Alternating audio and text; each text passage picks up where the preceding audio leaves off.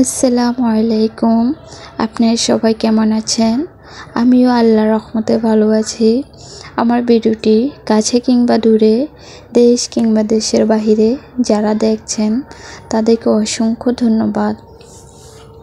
আজ করলা দিয়ে তেলাপিয়া মাছের ঝোল করব। তো করলাগুলো প্রথমত ভাজা করে নিয়েছি।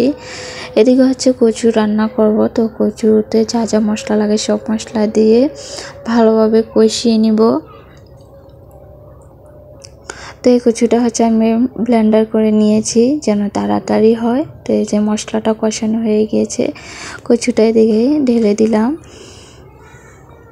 আমার ভিডিওটি যদি ইউটিউব চ্যানেল থেকে দেখে থাকেন প্লিজ সাবস্ক্রাইব করে পাশে থাকবেন। আর পুরাতন আপু ভাইয়াদেরকে অসংখ্য ধন্যবাদ। এদিকে হচ্ছে করলার যে ঝোলটা রান্না করব এই তরকারির সব মশলা দিয়ে দিলাম।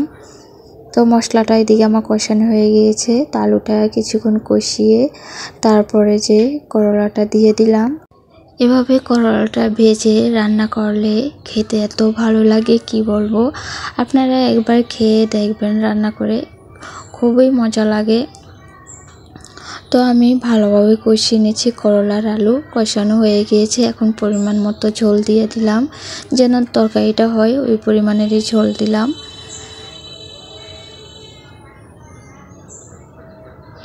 আমার ভিডিওটি যদি ফেসবুক পেজ থেকে দেখে থাকেন ফলো দিয়ে পাশে থাকবেন।